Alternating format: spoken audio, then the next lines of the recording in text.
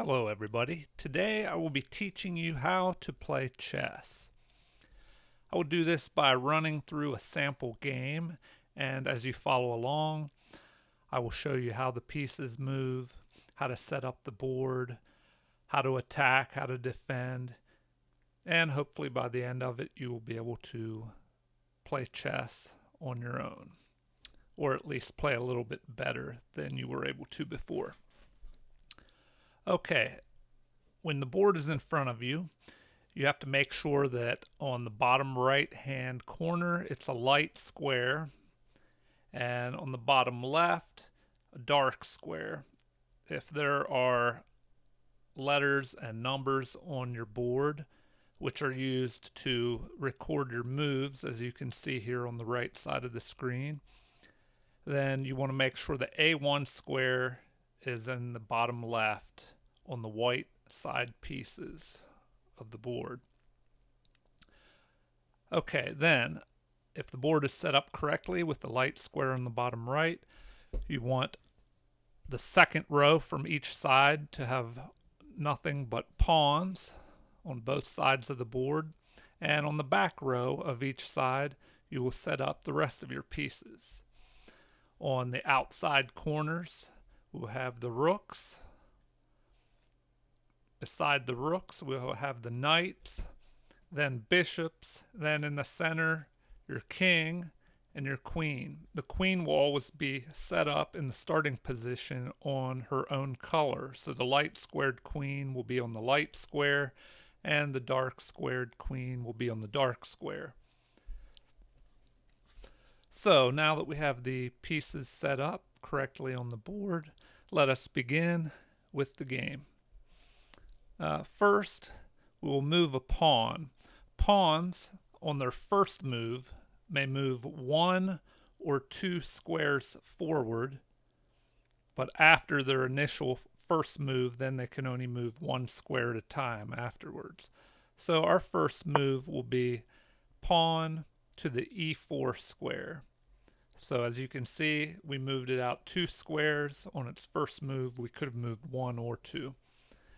And black will do the same, moving forward 2 squares. Next, we will move the knight, which is able to move in an L shape, like this. Knights start on one color square, here the dark square, and move to the opposite colored square. So if this knight would have moved, he would move from this light square out to a dark square in an L shape. Next, we'll have black move a knight as well, and once again an L shape from a dark square to a light square. Next, we'll move the other white knight, and black moves his other knight as well. Generally, you want to move the knights out first in the beginning of a game because they're a little bit slower, and it's more to your advantage to get them out quickly and move them towards the center of the board the way they appear here. Next, we want to move out the bishops. Bishops move diagonally, so this bishop started on the white F1 square and he remains on the light squares moving diagonally to B5. And black moves a pawn forward 1 square. Remember, pawns can move 1 or 2 squares on their first move. After that, they can only move 1 square forward. And so white moves 2 squares forward with his other center pawn. And black takes the white pawn with his E5 pawn, attacking diagonally. So remember, pawns move forward, but they attack diagonally 1 square. Now my knight is under attack, and black has just captured my pawn, so I will use my knight to capture back. And remember, when you capture a piece, you land on the square that that piece had previously occupied. removing the piece that you have captured. Next, black moves a bishop diagonally 1 square. Bishops can move diagonally 1 square or as many as they want until they either hit the edge of the board or come in contact with a piece. And the white knight captures black's knight. Black recaptures his knight with the bishop. Bishop takes bishop. Pawn takes bishop.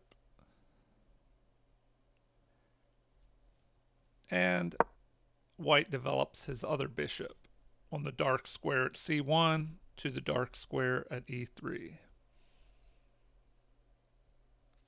And the same with black developing his dark squared bishop. And now white moves his queen from d1 to e2. The queen may move in any direction diagonally, forward, backwards, horizontally, vertically, as far as she wants until coming in contact with a piece or the edge of the board. So this queen that moved to e2 could have gone to f3, g4, all the way to h5 if it wanted to. So next, black will move his queen 1 square forward to d7. And now we come to castling. Castling is the only move in which you're able to move 2 pieces at once, and it only counts as 1 move. So here's an example of castling. White will castle to the queen side. Castling involves moving your king from its starting square 2 squares to the left or the right, and then placing your rook immediately on the other side of the king. So if I want to castle queen side, I would move the king 2 squares to the left to the c1 square and place the rook on the other side, just like that. Now black will castle king side. Once again, the king will move 2 squares and place the rook right on the other side of the king after it has moved those 2 squares, just like this. And a good reason to castle is to get your king into safety quickly, and it also allows you to bring one of your rooks out. And rooks, they can move forward, backwards, as far as they want until they come in contact with a piece or the edge of the board. So next, white will move his rook on h1 to e1. Black will move his rook. And now most of the pieces have been developed off the back row. The kings are safe. And we continue on with the game, trying to come up with a plan of attack against your opponent's pieces or the king itself.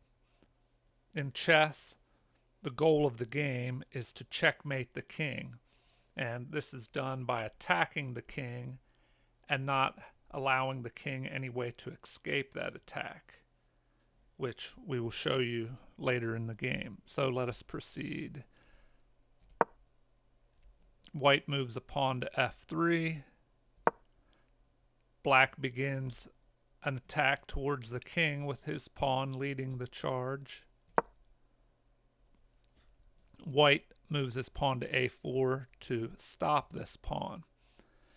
Pawns can move forward until they come in contact with an opposing piece or pawn, and then they're blocked.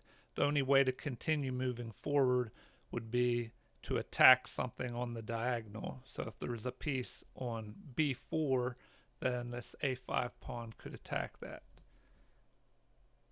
And next, black moves his queen, further aiming down here towards the queen side, hoping to maybe attack the king in the future. White likewise begins an attack on his opponent's king by moving this pawn to g4.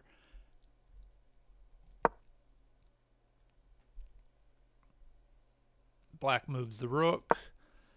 White continues his attack. He moves forward, and remember, pawns attack diagonally, so he's attacking this knight. Black must do something about that, so he moves his knight away.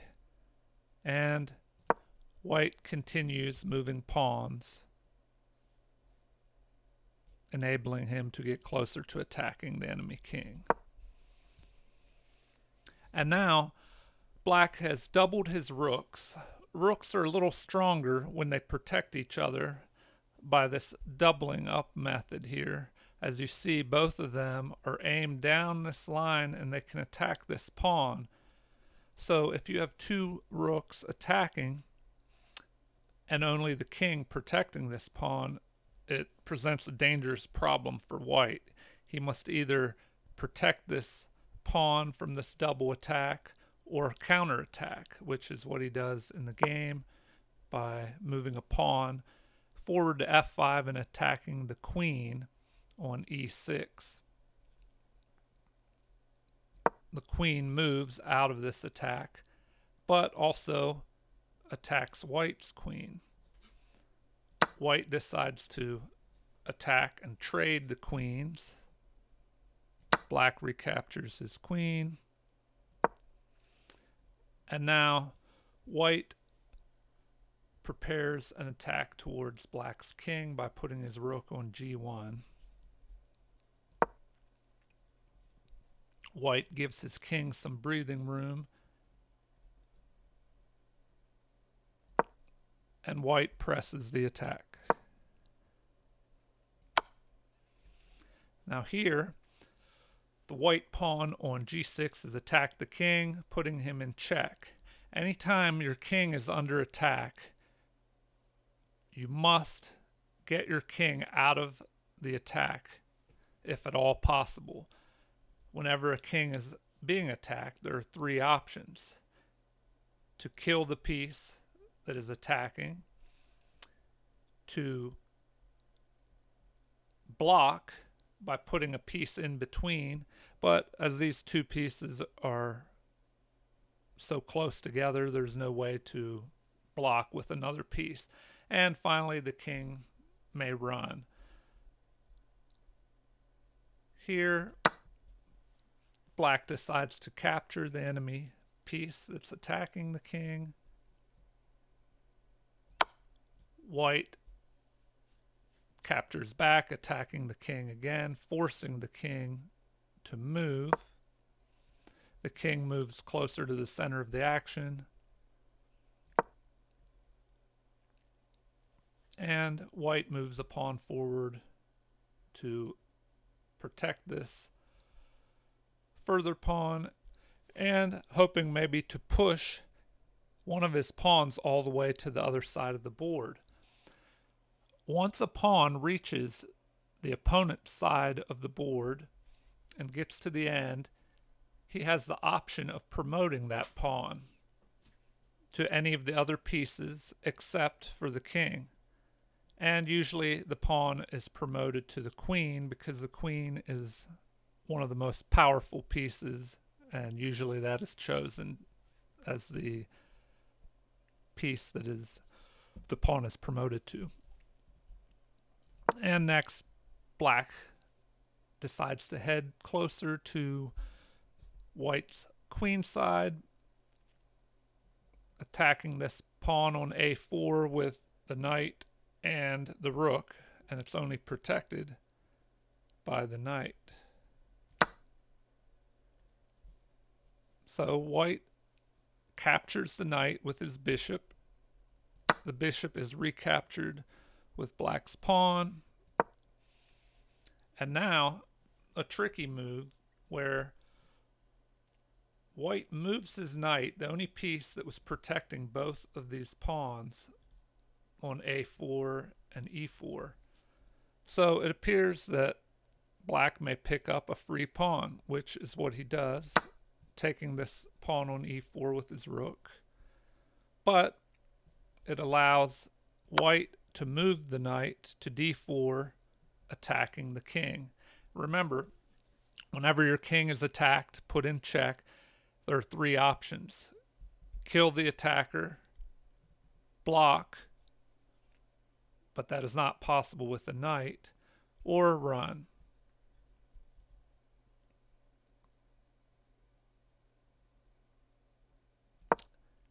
And the black king decides to retreat. White moves forward, attacking the g7 pawn.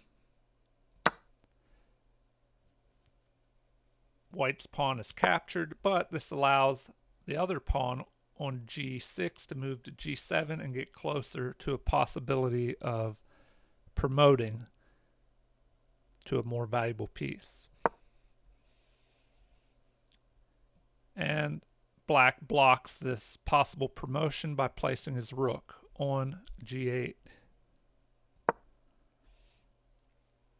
White decides to move his knight closer to this promotion square on g8, possibly forcing this rook to move or trading the rook, allowing the pawn to promote.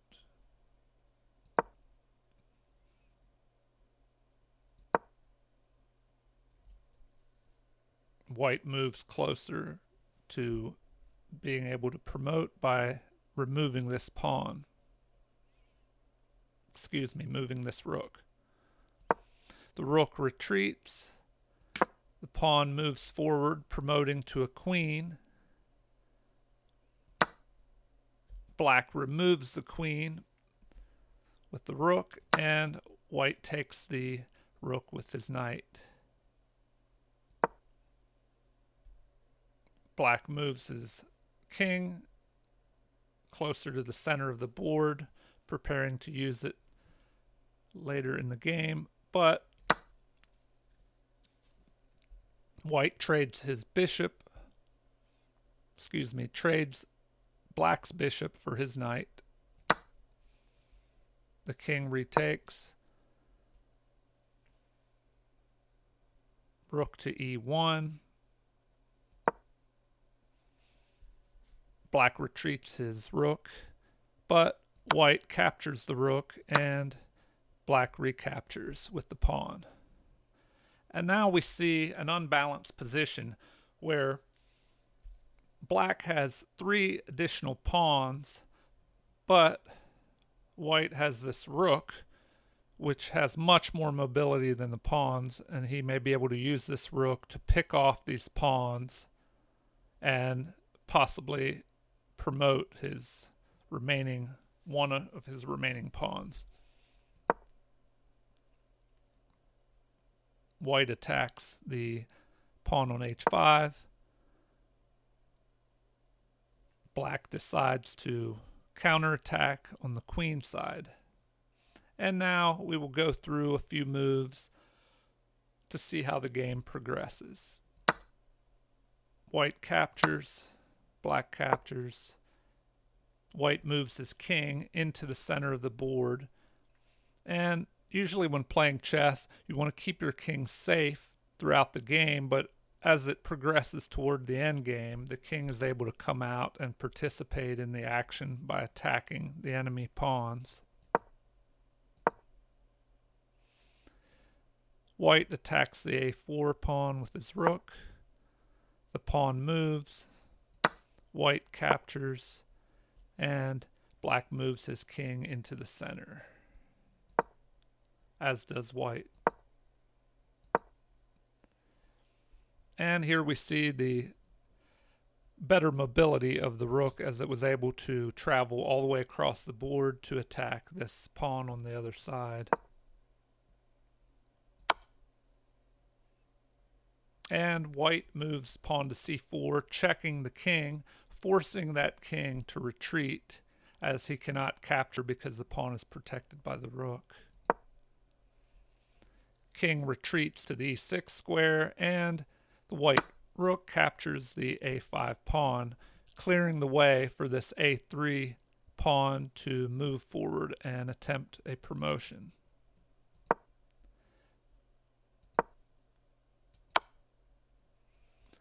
And the f pawn moves forward, checking the white king. So the king is forced to move. And here, a smart move by white, he moves his rook to the b5 square, covering all these squares and preventing the king from being able to move over to stop this pawn marching up the board. The pawn continues marching forward and is able to queen on the next move.